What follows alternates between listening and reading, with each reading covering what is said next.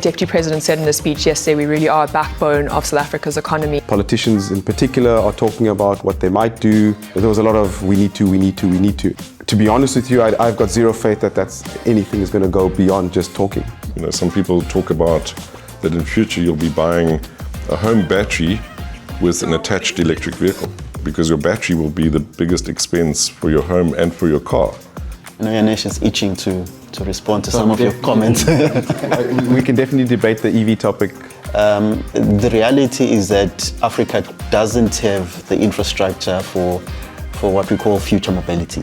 Are we looking at the right direction in terms of focusing on EVs, or should we just be looking at ICE? Does it make sense to radically change a whole industry and disrupt so many things for 3.5% gain? I watched how quickly the world changed, in the 90s, with the advent of mobile networks, the internet, and so on. I believe that when the technology is ripe and it's the right technology, people will adapt. The electric vehicle is an absolute no-brainer from a technology point of view. So good morning, everyone, and welcome to the BDO NAACAM Nelson Mandela Bay Business Chamber roundtable discussion. We're here to basically talk about future mobility. I think to wrap up the fantastic NAACAM show that we had this week starting on Monday. I must say I had to play golf for the first time.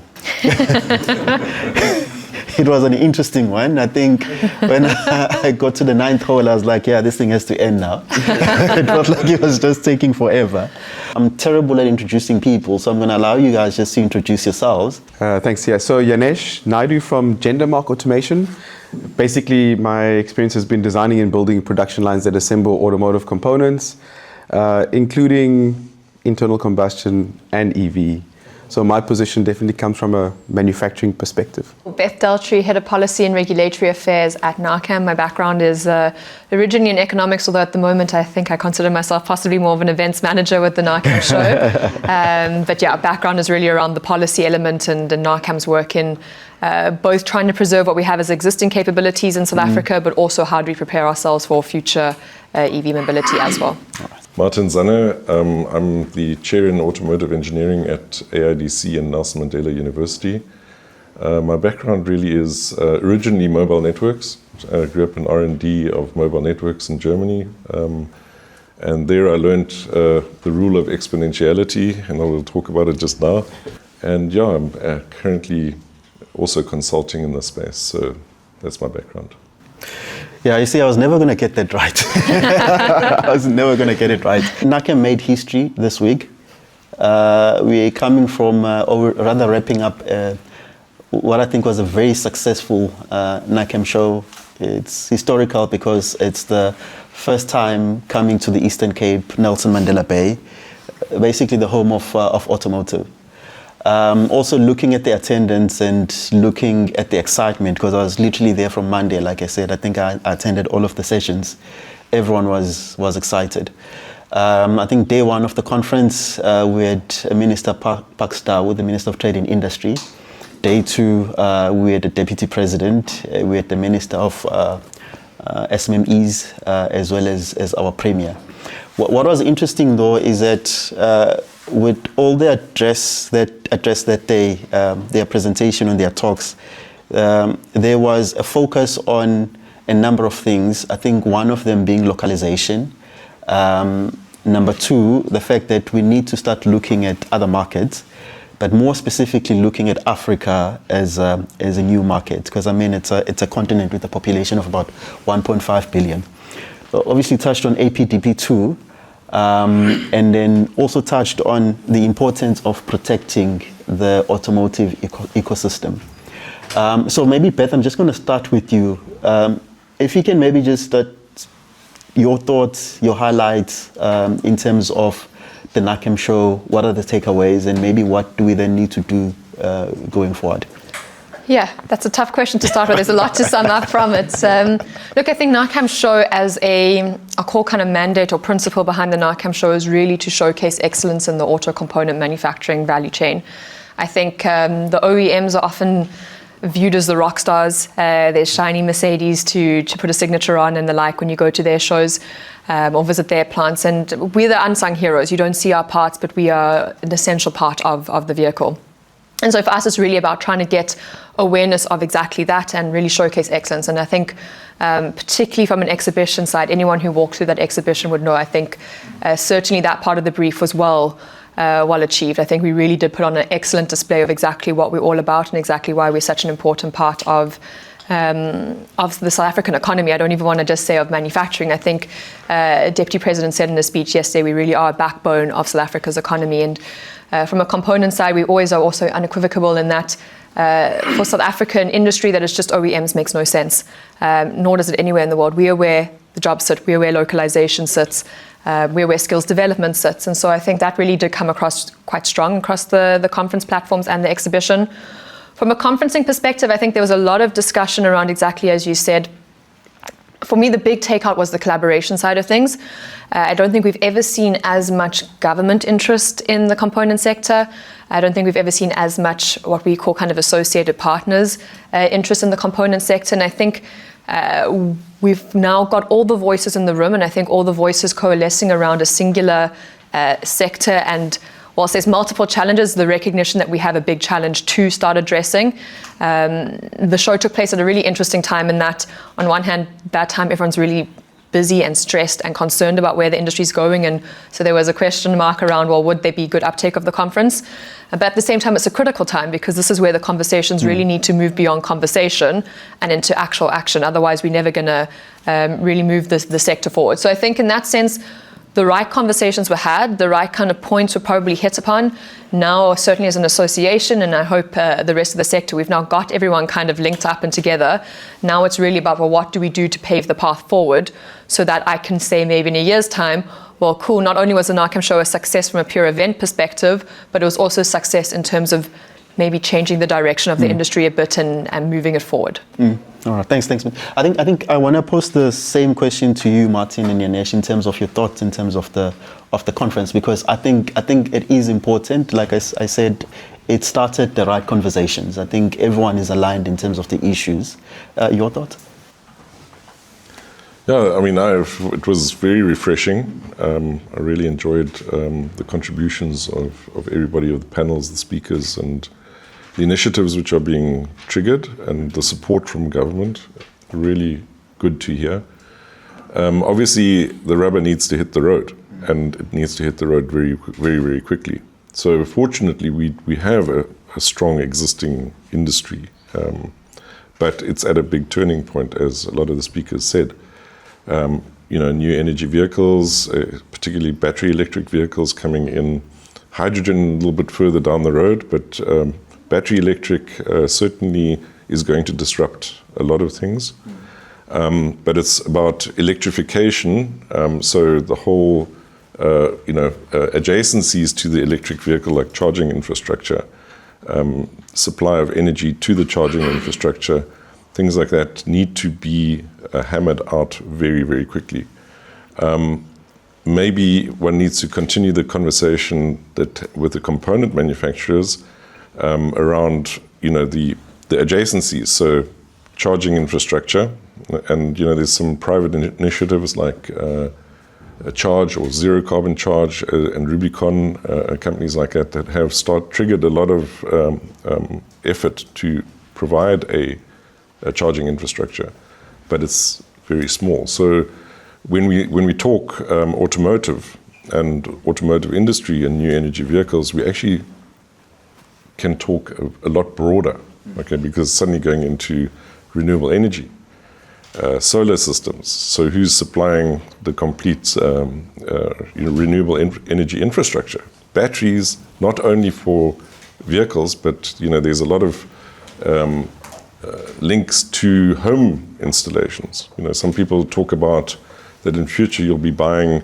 a home battery with an attached electric vehicle. So because your battery will be the biggest expense for your home and for your car. So these type of conversations all linked. It's an ecosystem that is becoming more and more integrated. We talk about electric everything, so the industry needs to start moving very quickly from the pure mechanical side to an integration of electric drives. You very quickly talk about software infrastructure. I didn't hear enough at NAACAM about software-defined vehicles, which is the future. 30% of the value of a modern new energy vehicle, or even ICE vehicle, is software. So where are the software companies? So these type of things, I think we can expand that type of conversation going forward. Thanks, Martin. I think you're touching on a very important thing here. I think almost like the creation of a new ecosystem. But before we get into the details of it, I know Yanesh is itching to respond to some of your comments. We can definitely debate the EV topic, yeah. but your initial question is the show. So maybe I'll try to frame my thoughts in two pieces. Firstly, well done, Beth and team. Amazing show. If you wanted to see excellence on display from a tier 1, tier 2 perspective, tier 3 perspective, it was 100% hit. So I think what can be done was on show, and it just shows the capability that the NAACAM membership and the whole automotive supply chain can offer end to end. So I think that was really amazing. It was great to network and catch up with people that you haven't seen in a long time. So I think that part was an 11 out of 10 in my opinion. The other side of it, which is obviously the conferencing and all that kind of stuff, where politicians in particular, are talking about what they might do. There was a lot of we need to, as I've discussed earlier. But to be honest with you, I've got zero faith that anything is going to go beyond just talking. We've seen that for the last 10 years. There's only so much and I see some of our customers in the audience here today, there's only so much a factory can do by themselves. The biggest issues we have are the infrastructure around the factory. I mean, we can drive efficiency 1 or 2% higher in factories for sure. But when you have ports and electricity and labor issues, all these issues around a factory, there's only so much a plant head can actually do, right? Yeah. And there was a lot of we need to, and for 10 years it hasn't happened. So even though it was a great event, I didn't leave with any faith that anything's going to change, to be honest. No, thanks, Yanesh. I think maybe then linking to what Martin was saying with regards to the creation of the new ecosystem, and again to what I alluded to earlier on, the fact that we need to be looking at the new market, which is Africa. The reality is that Africa doesn't have the infrastructure for what we call future mobility and EVs or electronic vehicles. Besides the issue of policy, which I'm going to come on back now, what needs to happen? I hear and understand what you're saying, that look, you don't have faith in what was being said by the politicians, but what needs to happen? Are we looking at the right direction in terms of focusing on EVs, or should we just be looking at ICE? I think he's itching to respond. I was thinking about it on the way here, and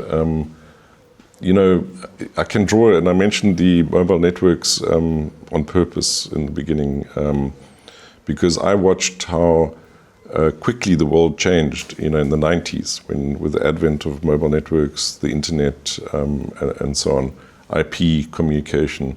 And I believe that when the technology is ripe, and it's the right technology, people will adapt. Okay, and adopt. And you saw it with mobile communications, digitalization in that space. It was like an explosion. And I similarly think that that's going to happen now with electric vehicles, renewable energy. And I can quote a very good example where I was involved during my CSR days in a project in Uganda with the GIZ. We went and observed it, and mobile networks put up base stations, and they ran them on diesel generators because there was no grid. Okay, and then they eventually said, renewables have become so cheap, why don't we put up solar panels? And then they said, while we're putting up solar panels for these and batteries for these base stations, why don't we make them a little bit bigger and supply the village around which which is around the base station, because that's what happened as people converged near the mobile network. And suddenly you had businesses enabled. You could run fridges, you could sell Coke, you could have a butcher, you could have a welding business. So this is, Africa is different to the rest of the world. So and the technology was adopted and is being adopted across Africa. And in South Africa, we can see how quickly, with load shedding, how quickly everyone jumped onto solar panels, on the rooftop solar. And that's probably one of the reasons we don't have load shedding anymore, is because everyone's got their own supply, and they're not dependent on the grid anymore.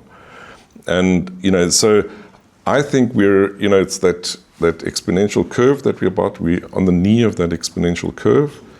And we're going to see, just pure cost and price driving forward the adoption of technology. So generating electricity on your own is much cheaper than buying it from the grid. Running an electric vehicle is going to be much cheaper than running an ICE vehicle in all senses. So that's going to be a big technology driver. And so I'm pretty confident, and I hope this answers the question. Yeah, no, it does. I'm not sure if Yanesh, you want to touch on that as well. So I like Martin's analogy of the mobile networks, because I think the mobile networks were answering the why, and the adoption was because there was a strong understanding as to why it makes sense to adopt. My opinion on electric vehicles is I think we've misunderstood the why. And I'll give you some stats. This is 4 years ago. I made a video. Actually, it's still there. You should go and dig it up. But if you take 100% of carbon emissions in the world, 14% come from transportation. Of that 14% of transportation, 7% comes from vehicles that we drive around on the road. So if we ever get to 7% or 50% electric vehicles, and we so-called greenify everything, we only solve, 3.5% of global carbon emissions. And does it make sense to radically change a whole industry and disrupt so many things for 3.5% gain on carbon? Because the whole driver of EVs, the why today is green, right? If it's a technology perspective, from a technology perspective, I want an EV because it's a cool tech car. If it becomes cheaper, the why becomes completely different to emissions. It becomes because it's cheaper and more efficient. So I'm not anti-EVs, but I think the why has not been understood, and I think it's been hyped up for completely the wrong reasons. And this completely disrupted industries. There's huge losses in jobs for potentially 3.5% gaining in carbon. But we sell it as renewable, but there's nothing renewable about an EV. So can I? Yeah, of course.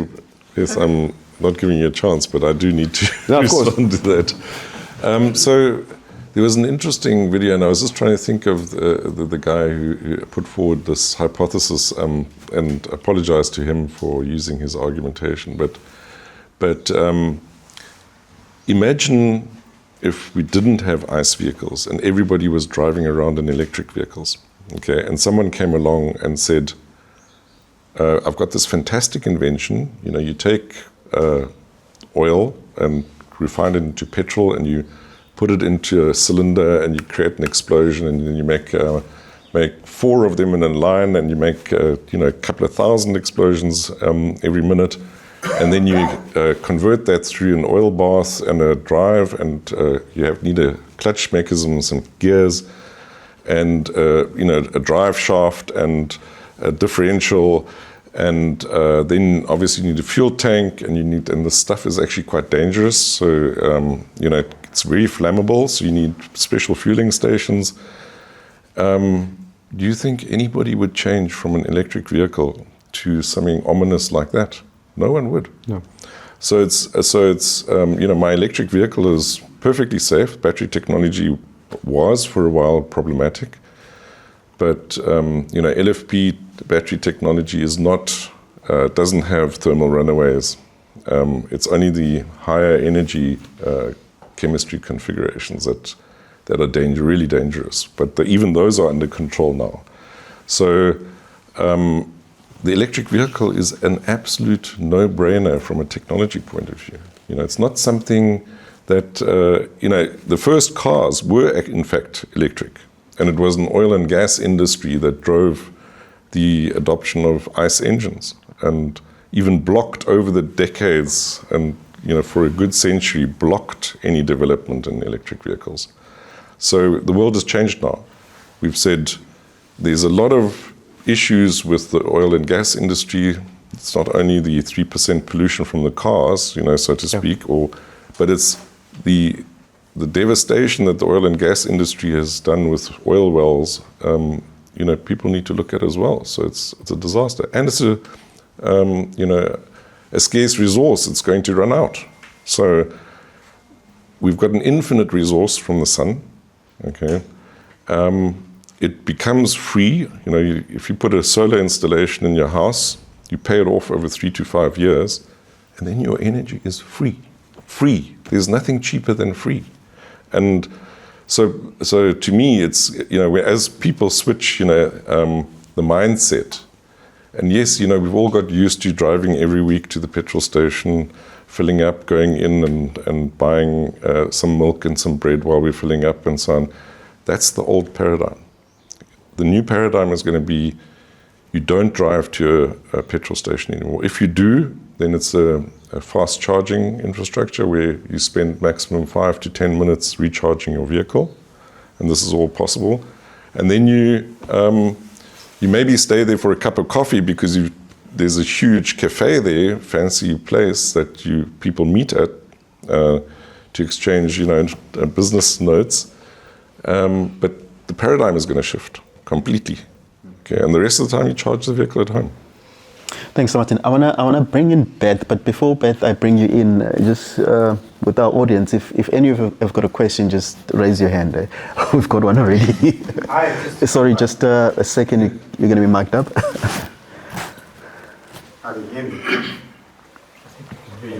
Yeah. In terms of with the oil and the gas, I mean, at the end of the day, even if you have an electric vehicle, your components inside, plastic is basically from oil. So you're never going to get rid of oil. And I mean, if you think about the whole world, and plastic is a big thing in our lives. Yes, we're trying to get rid of because of what's happening with, it's not biodegradable in that, but we were always going to have oil. I just wanted to put that out there. May I respond quickly? I absolutely agree. So the oil and gas industry will change. Okay, so, you know, I mean, that's a large part of what Sasol does is actually make plastics. Or the pellets for plastics, and that is going to carry on. And we've fortunately, you know, developed the whole plastic industry further, so that there's plastic recycling. But let's say the overall consumption, you know, because of you don't have the vehicles, you know. And I just need to give one additional example. You know, the trucking industry and bus industry in South Africa uses 60% of all the diesel consumed in South Africa. Most of that is imported, and the annual import bill for diesel is horrendous. Okay, I mean, Eskom is now using a lot of diesel as well, but you know, if you converted the complete trucking industry to electric, battery electric or hydrogen electric, okay, you wouldn't need the diesel. You wouldn't need that import of diesel anymore. And that would save us in foreign expenses a huge amount of money, which we could then reinvest into paying for infrastructure build-out. So you know, we're being dominated by an oil and gas industry, which is not even a local industry. You know, if we had unlimited oil, if we were an oil country, you know, maybe we'd have a different conversation, because it's like the coal conversation. But we're not. So why are we doing this? You know, so we need to change. That's really but I think that you're just switching the import from oil to batteries from China. But they last a lot longer. But I think it's about the dominance, right? It's I think there's certainly a dominance factor. Oil, and without a doubt, unethically, in my opinion, dominated the world, how we transport for many, many years, and that's not right. And I don't think that's any different to what's happening now with batteries. Yeah. It's the same intention, right? Let's dominate, let's invade and control. That's what battery and solar is at the moment. 80% of that is made in China. So you're switching from one to another. Should we talk about batteries for a bit? Before we talk about batteries, sorry, I just wanna bring in Beth. So just two questions, Beth. What's the response from your members? When I say your members, I mean the members within NAACAM when it comes to future mobility. And I think secondly, I think for what we are discussing now, for it to be able to happen, we need policy. What's happening currently with NEV policy? Is it in place? Has it been implemented? Where are we? Especially looking at the fact that, look, already China is pushing, they're oversupplying and all of that, Look, so maybe slightly controversial, but to some extent I think it's kind of become, and I don't want to say a white elephant and belittle what the kind of transition needs to be or is, but equally I do think there is a white elephant element to it. And the reason I say that is, first of all, from a membership perspective, if I look at my member categories and what we have in South Africa, first of all, quite a large contingent produce what we call technology agnostic components. And the example I always use is a seat is a seat is a seat. Whether it's in an internal combustion engine vehicle or an electric vehicle, it's still there. And so in that sense, this whole nervousness around a transition, and I know there's always a lot of commentary that no, we need to have duty-free imports of EV components. No one's really given the definition of what an EV component is. Is it a seat in an EV or is it a new NEV type technology?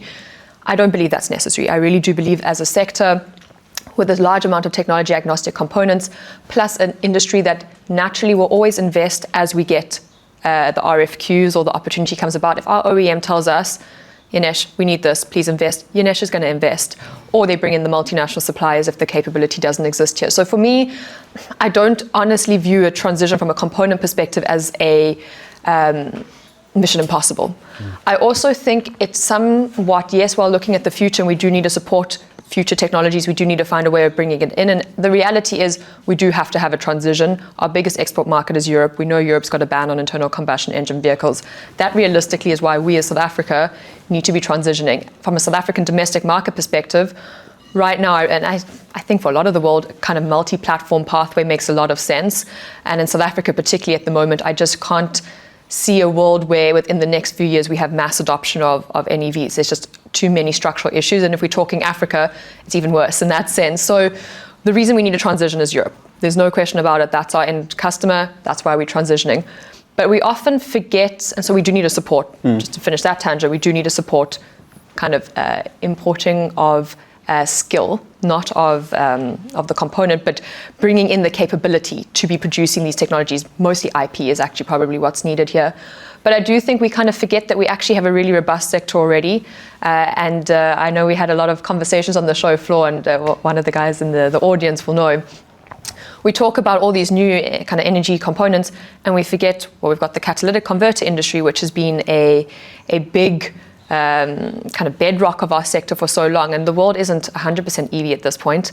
We need to still support that. And so my kind of opinion, and I think NAACAM's in general, is if we support the overall competitiveness of manufacturing, if we fix the port problems, if we fix load shedding, if we fix all of the more structural elements around the sector which make us as competitive as is possible, the transition becomes a hell of a lot easier. And existing industries do better, right? Because then you've just got a competitive base for manufacturing. And ultimately, if you look at most of the countries around the world, that's what you need.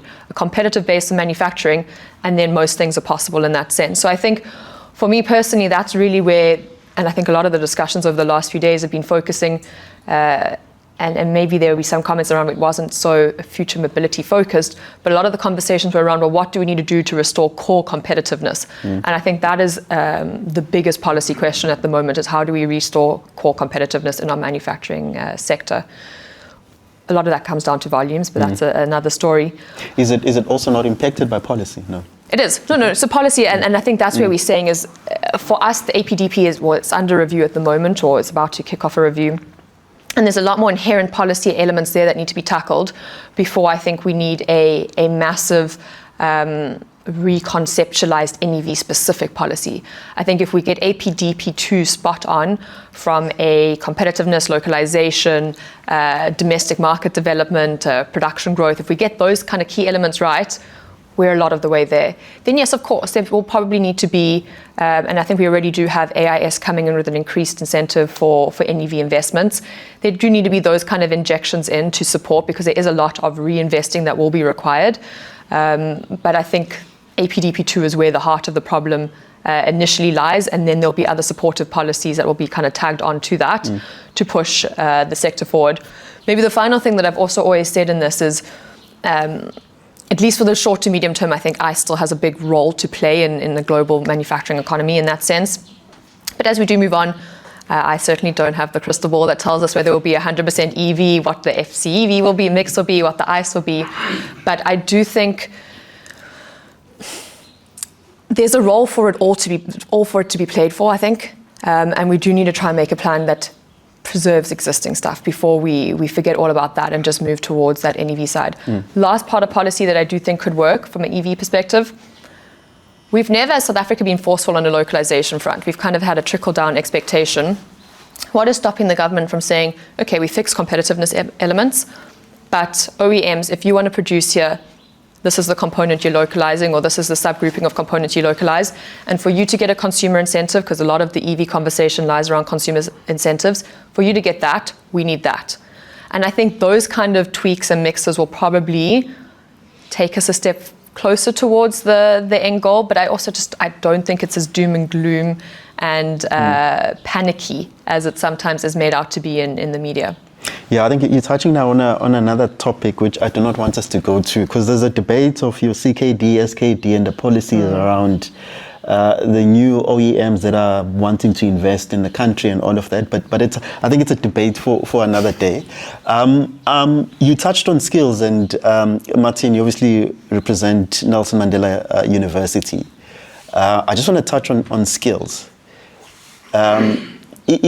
Do we have the right skills locally? If we don't, what do we need to do to ensure that we have the right skills? So I'm going to start with you, Martin, and then I also, Yanesh, want you to touch on the ODIN program that you guys have, which is obviously designed to ensure that there are those future skills that we need in the auto industry. Yeah. So there's, we talked about it yesterday afternoon a little bit. There's a big shift coming in how people obtain skills and the definition. What is a skill? Okay, and what is knowledge? What is a skill? And how do I deal with the amazing rate of change that we're facing at the moment? And a child going into school today will work in jobs that haven't even been defined yet. Okay, so that's that's always what people are saying. So, and I can believe it because it's happening at the moment.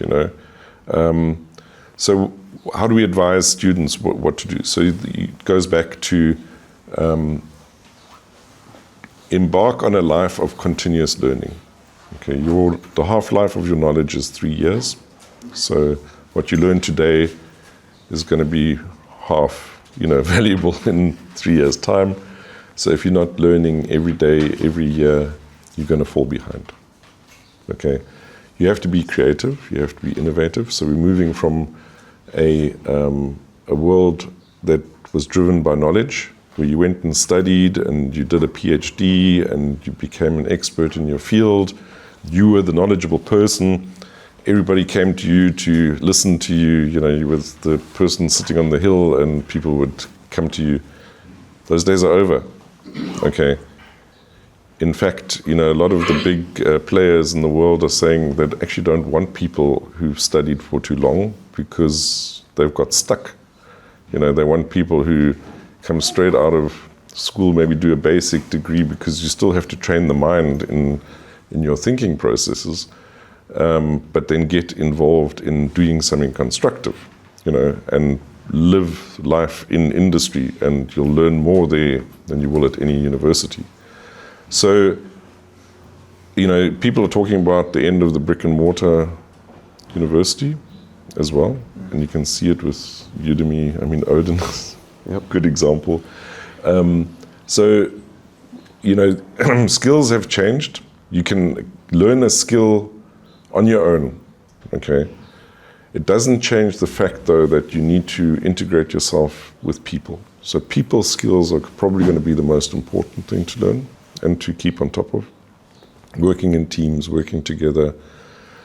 So that's going to be a big part of the training. You know, unfortunately, we see too often people coming out of a university, 4-year university degree, and they actually non-functional in a working environment because they haven't learned how to work in the working environment. And so that's where we're looking at a big shift. Doesn't take away, sorry, just to finish off, last sentence, doesn't take away from deep research. So you will always have institutions that will have academics that will dig into a topic, okay? And it'll be the universities, it'll be the CSRs, it'll be the Fraunhofer Institutes, the Harvards, you know, that will need to dig into deep research. So that'll always exist. Yanesh, I'm assuming then you with ODIN, GenderMark is trying to bridge that gap that Martin is talking about, where after 4 years at university, I'm still not useful to my employer. How does ODIN work? How does it support the automotive industry? And does it have a link to new energy vehicles? How does it work? Yes. So there's two pieces to it. The one is before you enter the factory, and the one is after you're in the factory. So the before you enter the factory, I see there's a gentleman from AutoX over there, right? So they have a set of skills that are required if they're looking to employ people. They need a set of skills that are required, and as you say, many institutions after 4 years, they still need to invest in those skills in that person that's already spent 4 years in university. So with our ODIN Education program, what we're trying to do is we're trying to streamline in understanding what does AutoX specifically need, and creating content around that, putting that into a series of devices that kids have. So in South Africa now we have 2,000 kids on the program. And so AutoX can contribute content into that device, and if kids show interest and engage with that kind of content, we can at least say to AutoX, here's 3 kids, they're very interested in lead-acid battery manufacturing.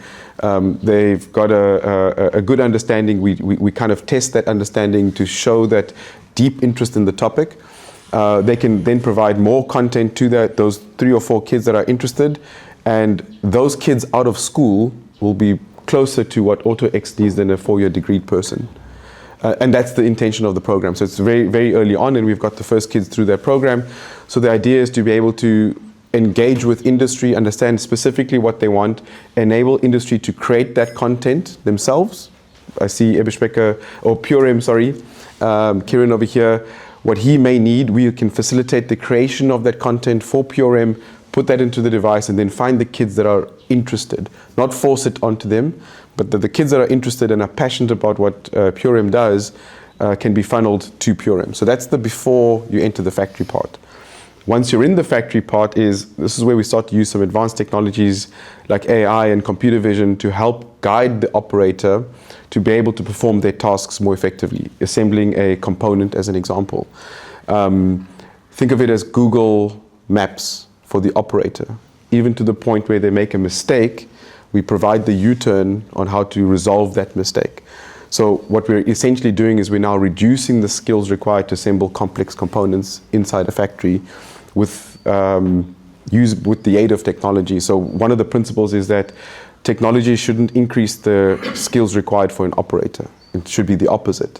It should be reducing the skills required for an operator, which means that the pool of people that can go and do meaningful work is now much bigger, because technology is that co-pilot for that person in the factory, and the factory doesn't need to take the risk of quality, productivity, etc.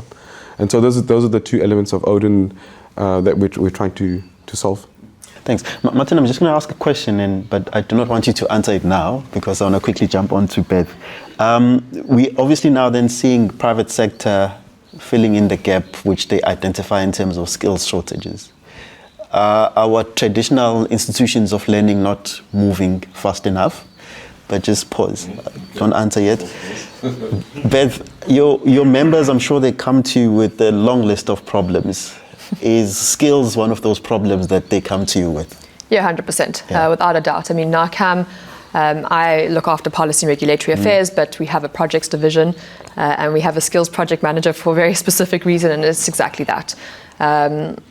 There's a lot of, particularly from, and it's interesting to kind of get the people skills and your more kind of soft skills versus your harder skills. So I know there's always talk, tool makers, metrologists, those kind of more technical skills.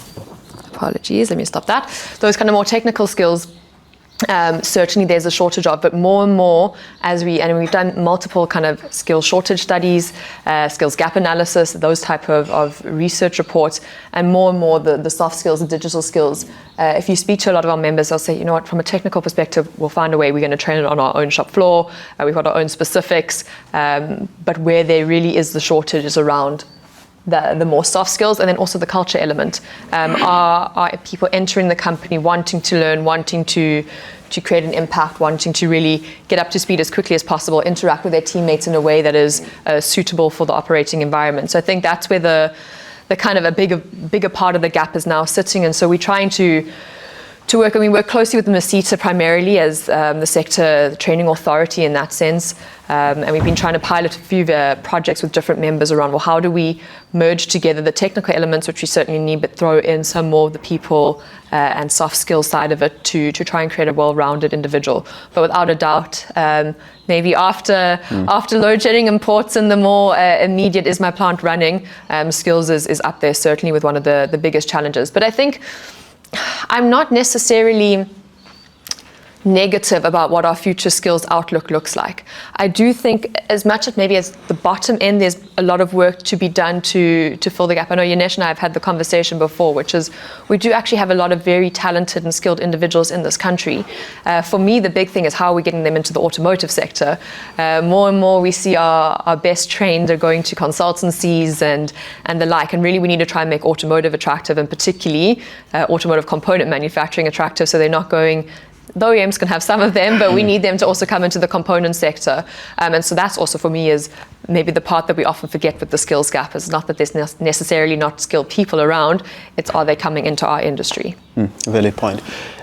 Martin, back to the question I asked, and then I think once you're done with responding, and I think you two gentlemen wanted to go into a debate about batteries. Okay. Yeah.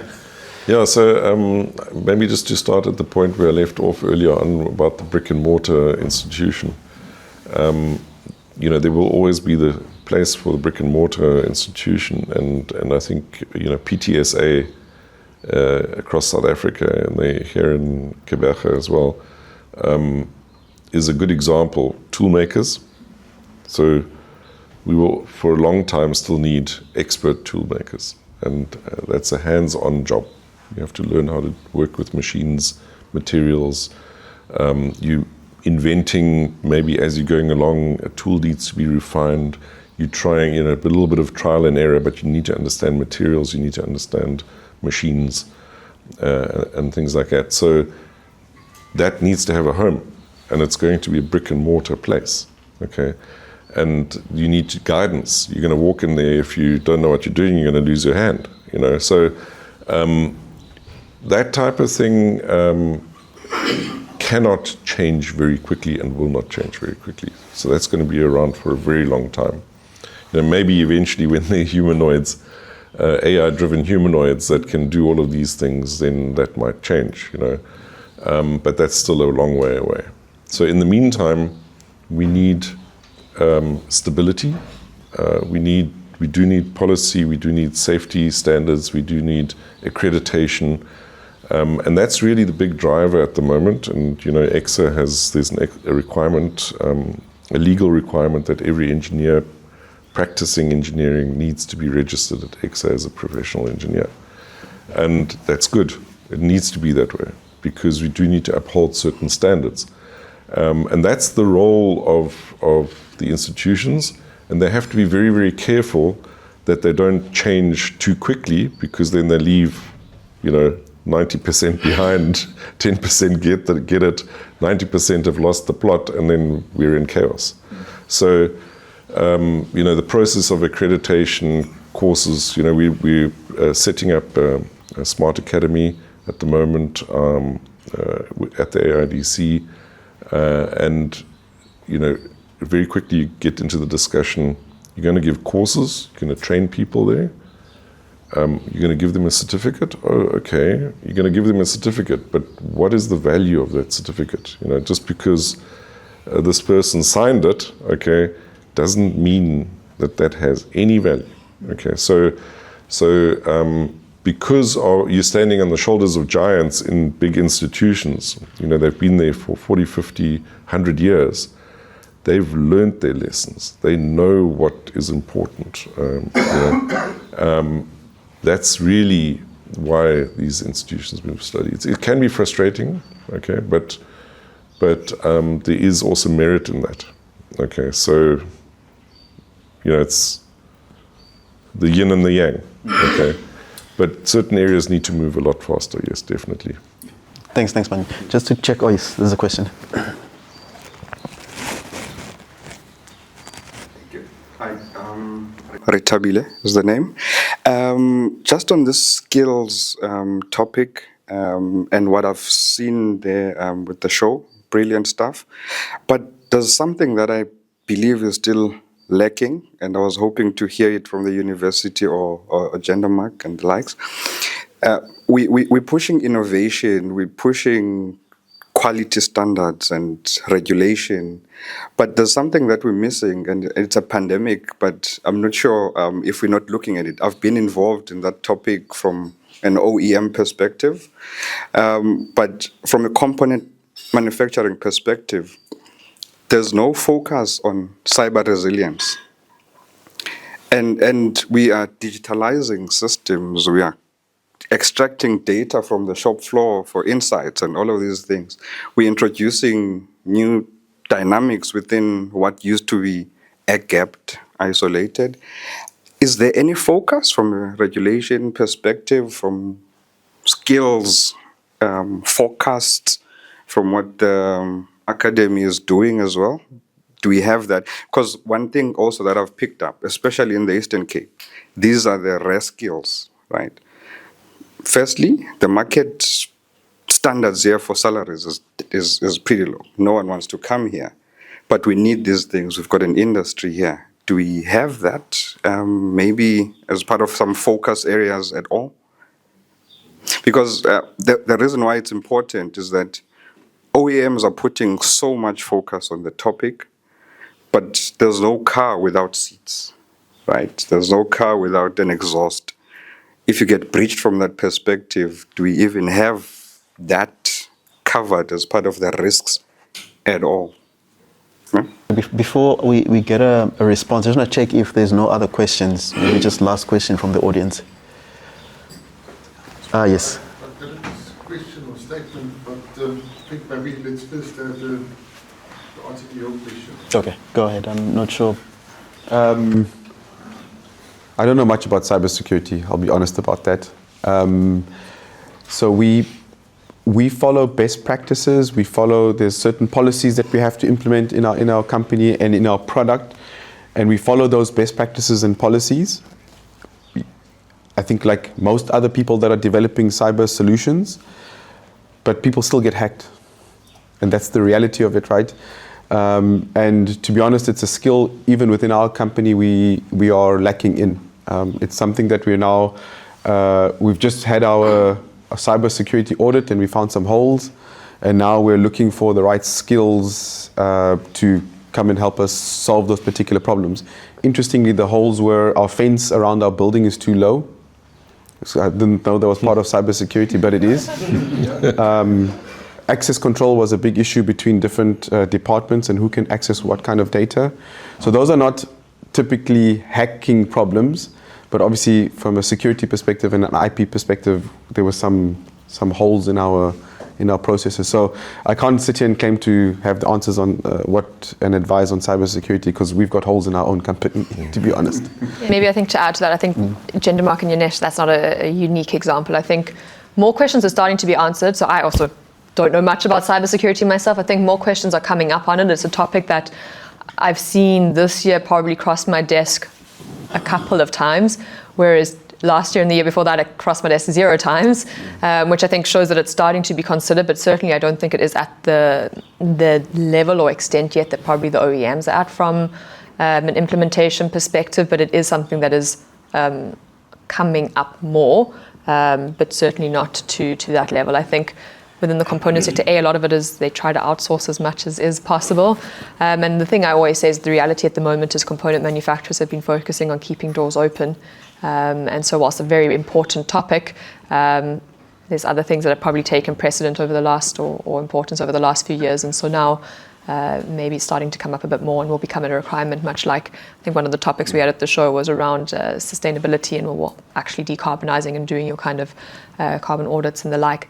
More regulations are coming, they'll have to get up to speed with that. That's the reality of it, but it's a relatively new-ish. They've always been secure, there's always been policies in place. I don't think that's not happening, but maybe to the extent that is now required, that is having to increase. Absolutely. I mean, I'm also not necessarily a cybersecurity expert, but I certainly have spent a long time working in the software industry. And it isn't a big issue, okay? So it's probably one of the biggest issues facing us at the moment. And, you know, every day you hear of people who've been scammed, you know, and there's always tricksters who are figuring out some way of breaking in. Having said that, there's a couple of things we need to do as well from provincial point of view, but also from a national point of view. And is that we do need to invest in more infrastructure, especially if you talk AI. We need to start building our own AI factories, so to speak, in inverted commas, data centers that are able to run the latest algorithms. Because the battle is going to be played invisibly behind the scenes. You'll have AI generating hack attempts, and you're going to have AI preventing it. Okay, so there's this little war that's going to be going on behind the scenes, and it's happening already. So, you know, and it's going to affect all walks of life. Every industry is affected. And, you know, no one can escape it. We're all connected. You know, if you actually think about your phone now and where you keep your data, it's sitting in the cloud. You know, 99% of the time. Very few people are even keeping their data on their own PC anymore. So, you know, how we deal with our information has changed completely. It's opened up huge risks, definitely. So I can only say, you know, the computer sciences department at NMU is hopefully figuring out some really good, cool solutions there, and I can tell you there are actually. The industry is on it. Mobile network providers spend a lot of their time thinking about how they can prevent hacking in the mobile networks. There's a whole industry behind it, so we are getting best practice into the country all the time. But we have to stay on top of it. And it is a career path. It's a big career path. So anybody who wants to be sure of having a job in 20 years' time, go into cybersecurity. Yeah, so we had this long list of problems now. You've just added another one. So before, I know there's a question or a statement from the audience, but before you come up, last question that I just need you guys to think about.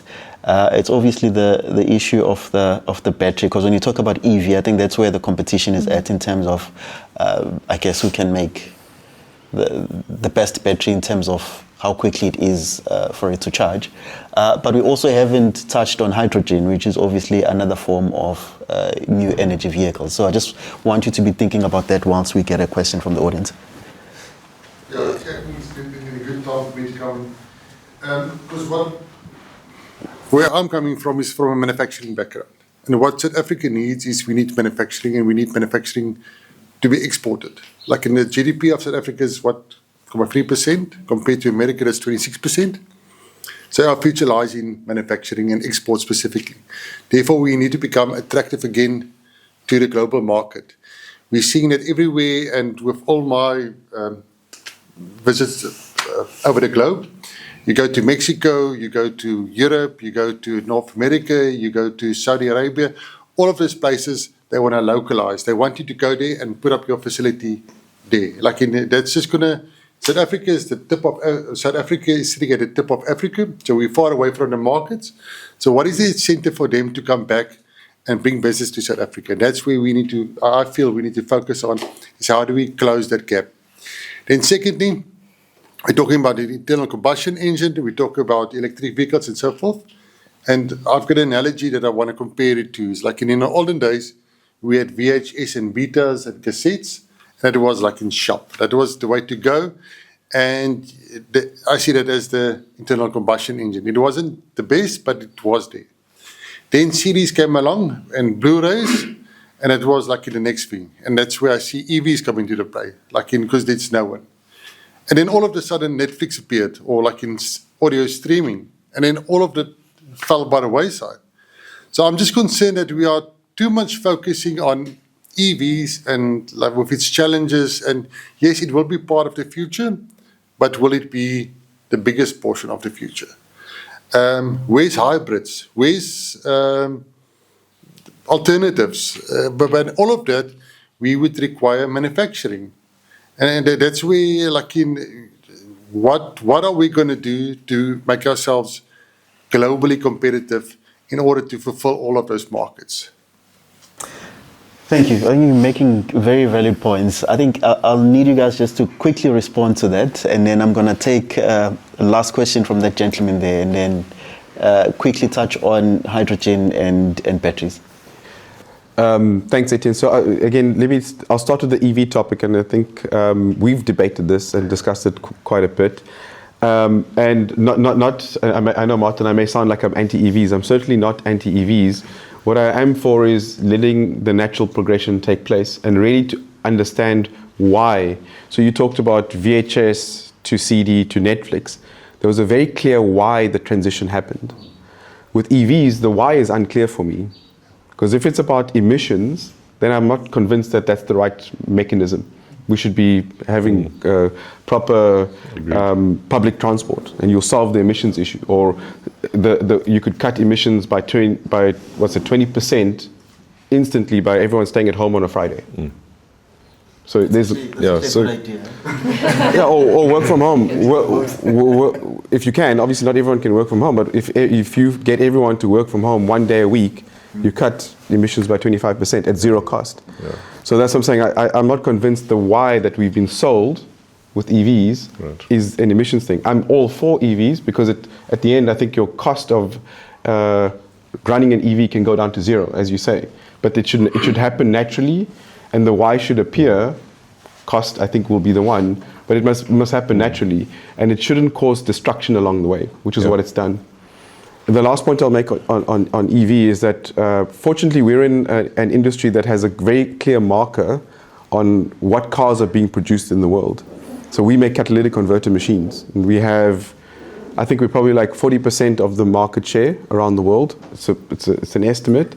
And we obviously know all of our machines in the world that are running, and every single one is running at capacity. Probably 4 years ago, 30% of those machines were destined to be switched off and burnt, never to be switched on again. They're all running at capacity at the moment, 7 days a week, 24 hours a day, by the organizations that said in 2035 there'll be no more internal combustion engine. So what is the story being told and what's actually happening on the ground? And some of them are diesel, by the way, and diesel is now picking up again for whatever reason, but that's just the information we see on the ground. So I think it needs to happen naturally. And I'm all for EVs. I want an EV. I put my $2,000 deposit on a Tesla 7 or 8 years ago. I'm still waiting for it. It hasn't arrived. But he used my $2,000 to build a Cybertruck or something. But I think it's a natural progression. And in terms of your question around why should they make it here, we should be the right skilled. We should be competitive, and then people will go because it's cheaper. It's really as simple as that. Yeah. And it's not just about your factory being effective, it's about the ecosystem being effective. But sorry, Martin, before you go in, but he's touching on manufacturing, which I think was part of the topic at the NAACAM show in terms of industrialization. Your comment on that? Yeah, I think so. I'm going to take it from a component sector competitiveness perspective. And I think, yes, there's obviously, we've spoken about it already. There's obviously structural elements in South Africa that need to be worked on to improve our competitiveness.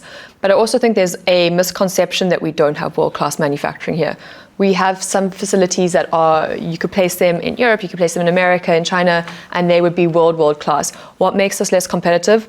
And I said it earlier, and I said, okay, I don't know if I'm now derailing your conversation, and apologies if I am, but it's volumes. At the end of the day, scale economies is what drives our industry, and if we don't have volumes, we're not competitive.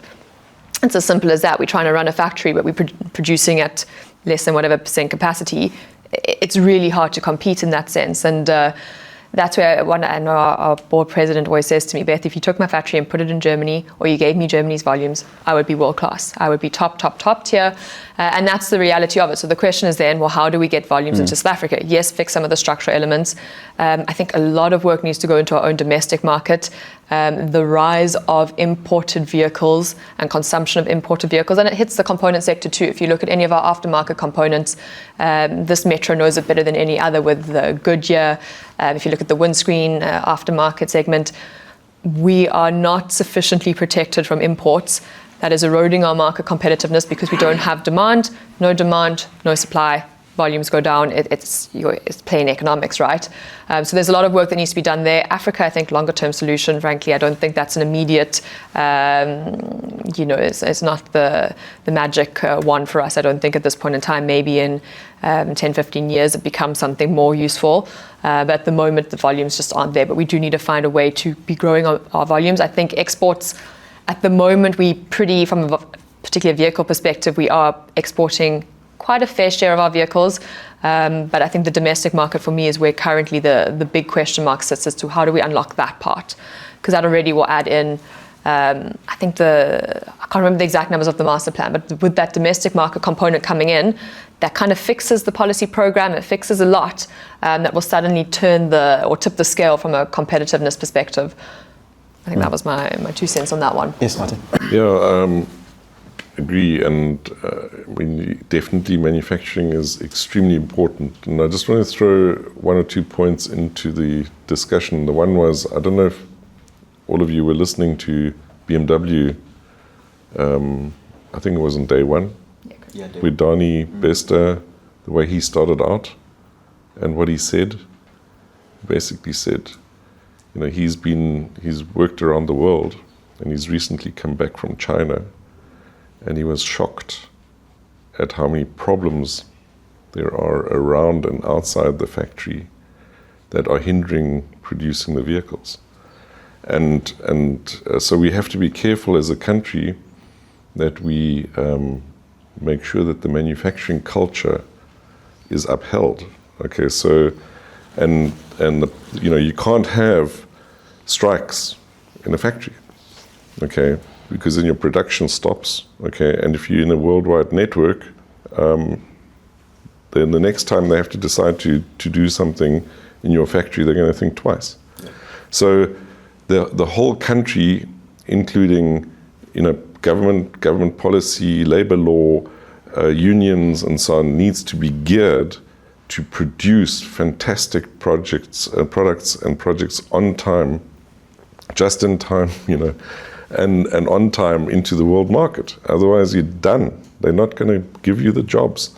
So that was his most important point. And I heard it loud and clear. And I think that's one of the issues that we face here. We can't go and burn down half our infrastructure and then hope to build fantastic cars.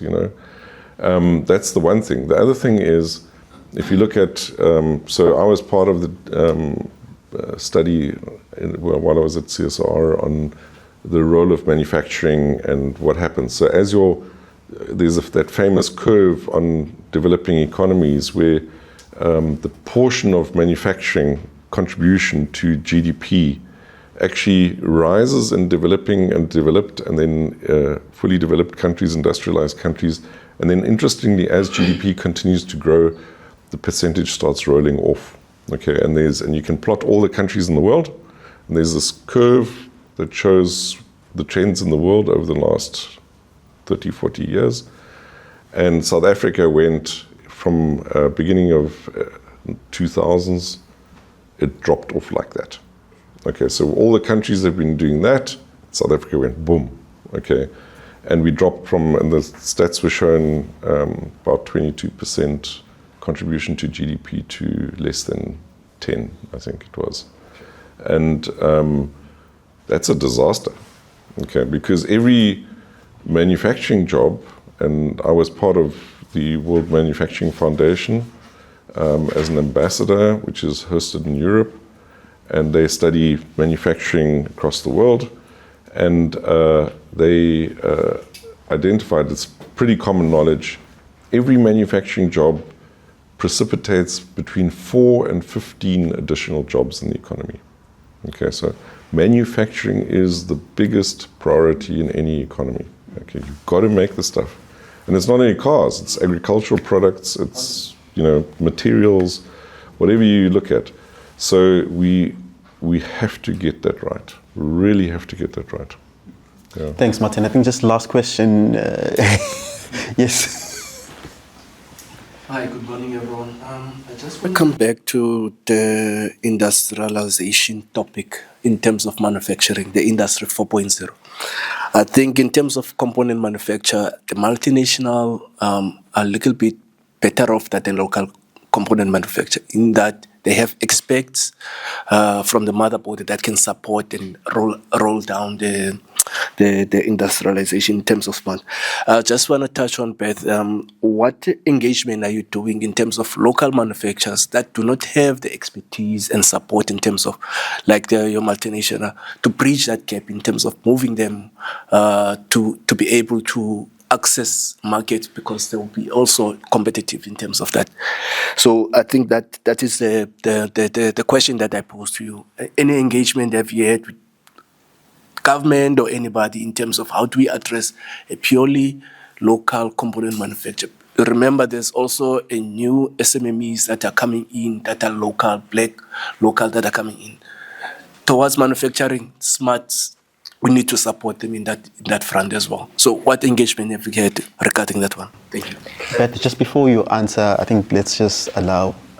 I don't know if there's going to be a wrap-up. I can probably talk then, not so much in the way of questions, but also a statement. And the reason why I think it's necessary for me to speak is because my company produces catalytic converters. So I was actually intrigued as to how come I was invited to a session with a topic such as this. But I would like to explain a little bit later on, or just make a statement that in the directions that our company is on a global scale going when it comes to R&D in order to cater for the future. So all right. perhaps I can do that when there's a wrap-up rather than now. Thank you. Okay, yes, Pat, go on. Cool. So maybe I'm going to tackle your question in two parts. I think you first asked a question around the kind of 4IR Industry 4.0, and then you asked more generally kind of supporting local companies' competitiveness. So ultimately, the answer to your question is, or maybe let's take a step back. Certainly the multinationals do have a level of advantage in that they have the, as you rightly say, knowledge coming down from headquarters. They can learn from sister plants. There's also possibly a slightly stronger financing backing behind them coming from head offices. And so that certainly makes their lives easier. Some of our most competitive companies, though, in the sector are locally owned. There's a level of agility, I think, and ability to respond in innovative ways that is possibly easier actually in a locally owned company where you don't have all the red tape and processes you'd have to follow as a multinational. So I think don't discount that element to a local company and how they succeed here. From a 4IR perspective, it all comes down to collaboration and partnerships. For us, our learnings from a skills 4IR training element has really been Masita as a partner. Everyone pays their skills levies to Masita. Masita has a lot of grant funding available, particularly through the discretionary grants. Utilize those projects, and we're trying to, yes, NAACAM, we're rolling out our own projects there, trying to train people and then get them into our member firms. So we're also trying to educate our member firms to say this pool of funding exists. utilize it. It's there for you. Make use of it. Make use of our kind of structure of our membership base, right? At the end of the day, what is NAACAM's biggest asset? It's our members. How do we share our learning? And so we often talk with Yanesh, or if someone phones me and says, how do I do this? I say, I don't know any answers when it comes to 4IR, but I know Yanesh does, so let's pick up the phone and give him a call. So I think as a NAACAM, our role is really bringing the players into the room and trying to facilitate those conversations, unlock the funding where it exists. I know DTIC is putting, or has put funding towards multiple activities, DST, obviously through CSIR. There's plenty of platforms that do exist that can be tapped into. I think there's a bit of an information gap in how to do it, and sometimes there is a bit of a misalignment equally to what sector needs, but that's then where NAACAM will come in and drive it. And the same kind of applies to the localization point. Again, it comes down to collaboration. Unfortunately, the reality is, as much as I can maybe knock on an OEM's door and say, this local manufacturer or this local SME can do this, this, and this, please source from them. It's not always that simple, but what can we do to maybe unlock some of the barriers that might be prohibiting localization or prohibiting their competitiveness? So for example, there's ASCII, which is acronyms, and my tired brain is going to be tricky, but let's try the Automotive Supply Chain Competitiveness Initiative.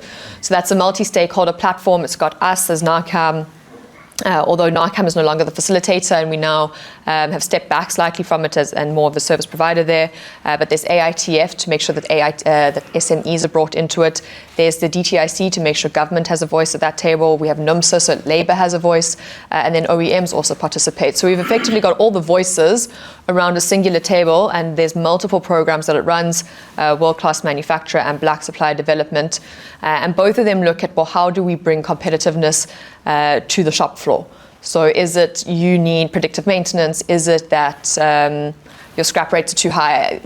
Any kind of general industrial engineering challenges on the shop floor, these programs will tackle. The Black Supply Development Program is a bit more holistic beyond that and says, well, maybe payroll is actually a challenge for you. Maybe management culture, who knows, but it is a much more holistic program where you also get a mentor. We know the industry can be a bit of a, I hate to say, but old boys club to some extent. And so if you have one of the old boys as a mentor, that can actually help open the door. So there are these kind of platforms that do exist to try and support our local manufacturers. We partner with Transnet equally to try bring in some SMEs from their side and give them more scale in our sector, and vice versa, take some of our SMEs and put them into our allied sectors to give them scale. So there's various different ways to go about it. Honestly, and I don't want to sit here and talk and act like the problem's solved. It's certainly not solved. It's not easy. I don't want to sit and pretend that we've solved for world peace with any of these solutions. It's a step in the right direction, but I do think there needs to be a much more strong government role to play in driving competitiveness and driving localization. The reality is, if the policy does not speak to localization sufficiently, so localization will not happen. It's always going to be easiest for companies to import their parts than to support manufacturers get up to speed domestically.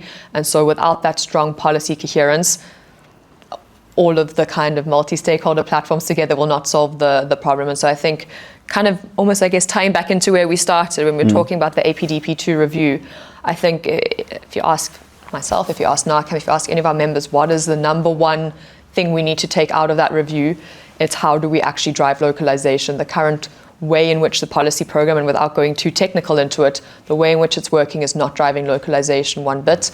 We started 15 years ago at 40% local content. We're ending 15 years later with still 40%, or actually now 38.5% local content. Quite clearly there's a gap. Quite clearly a policy measure is not working in the way it's supposed to, and quite clearly that needs to be fixed. Thanks. Question in that regard. Sorry for taking the show here. On localization, now, first of all, economies of scale. South Africa's automotive industry is limited to the amount of vehicles that we produce in South Africa. Now, to localize, you say like in 38% localization that you can achieve, but it's because of the certain companies that's available that produce certain components that goes into the vehicle. Now, you can push it up to, let's say, 65%, which I believe is your the main goal. But now, the economies of scale are not there to justify putting up a new factory, for argument's sake, let's say, to manufacture semiconductors or like in the other components that goes into a vehicle that will get you to that 65%. Now, my question is, why can't we get, we manufacture perforated tubing, tubing components and so forth. So it goes into the muffler, it goes into the exhaust, but it's limited. So that percentage can be maybe, let's say, 2 or 3% of a vehicle's value. Now, that's for the South African market. But globally, there's a huge market out there. Now, why can't companies like ourselves who produce these smaller components export either directly or via the OEM and let that also count towards the OEM? If we can have that, we take the market for sure. And you will reach your localization, but not necessarily like in a historic, okay, there's my vehicle, X percentage is local, but somewhere else in the world, they also need it. And then all of these littles makes a lot.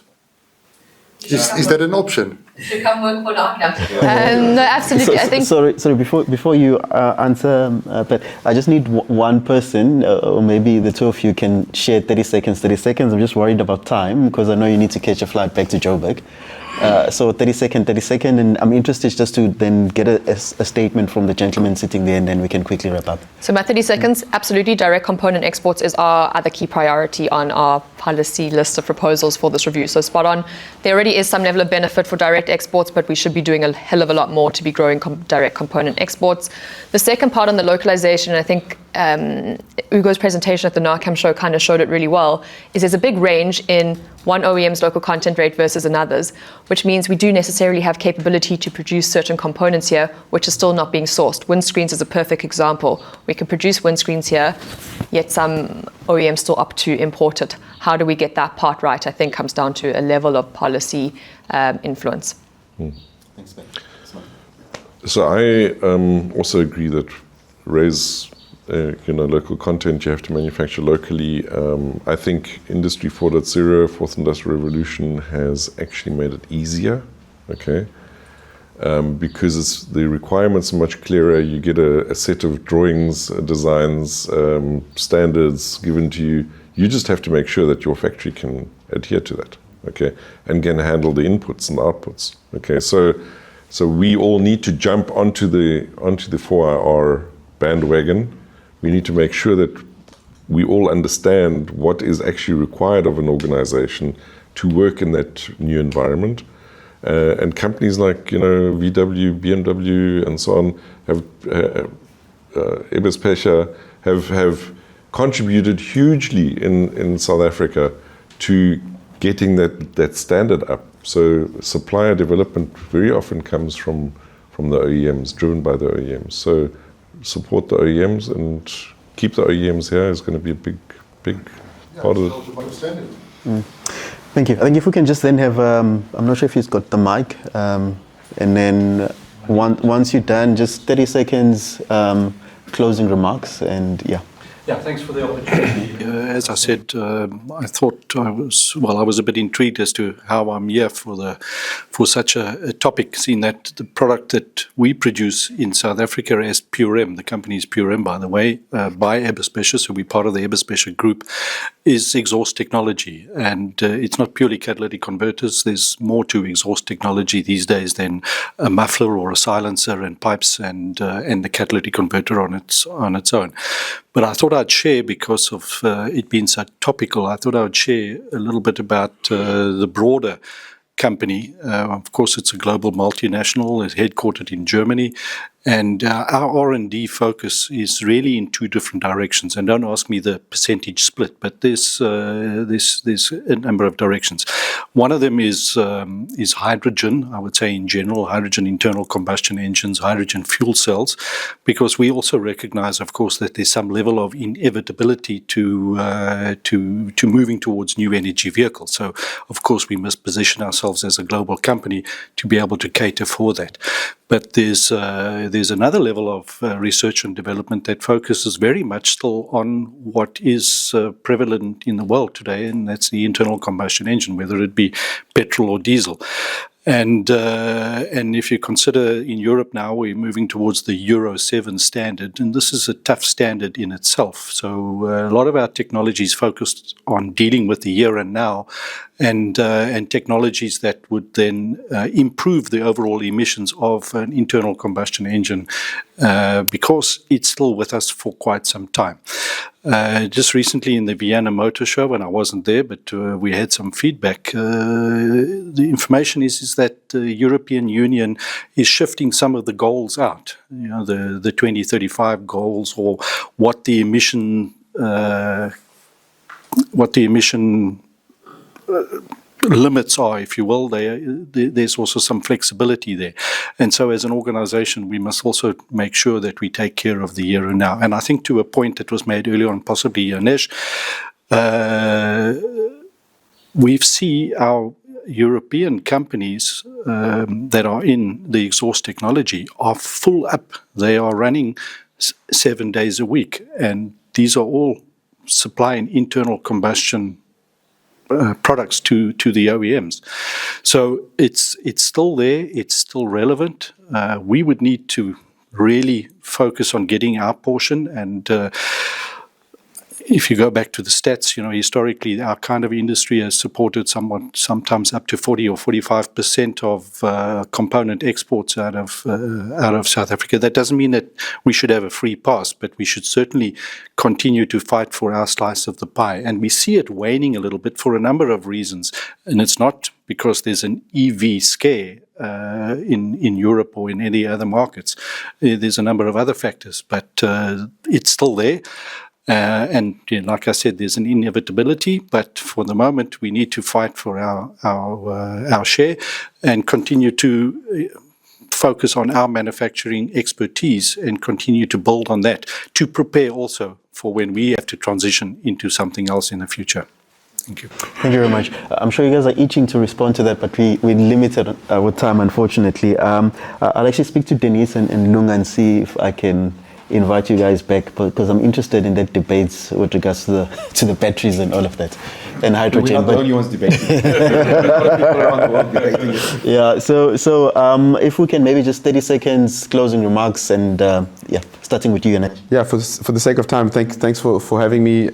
Let's continue the agreement and the disagreement, and I think somewhere in the middle maybe is the truth.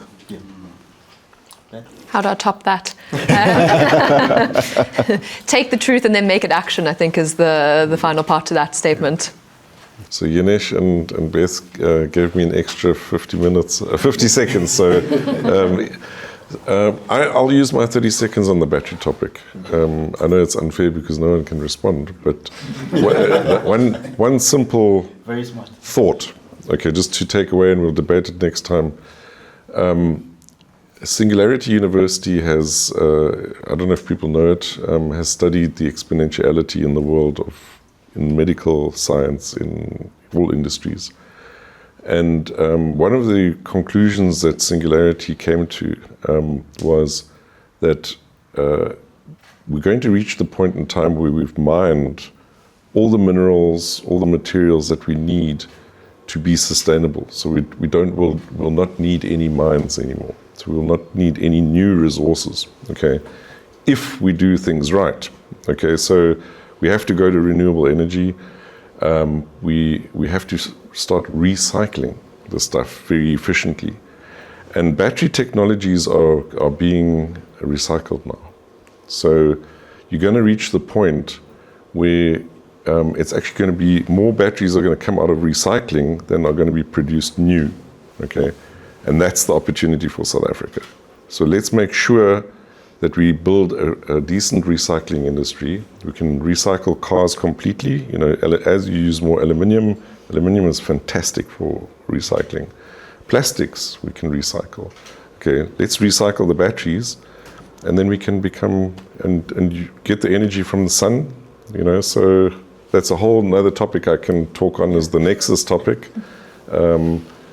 You know, solve energy, you solve water, you solve food, you solve recycling because your energy is free. So So that's where we need to focus now as a country as well. Martin, thank you. We're definitely going to invite you back. But yeah, I think thank you for your time, Bet. Thank you for your time as well, and Yanesh. We were basically just using this as another way to wrap up a wonderful and a successful NAACAM show, and I hope that it's going to come back to the Eastern Cape again. But thank you very much for your time. Thank you. Thanks.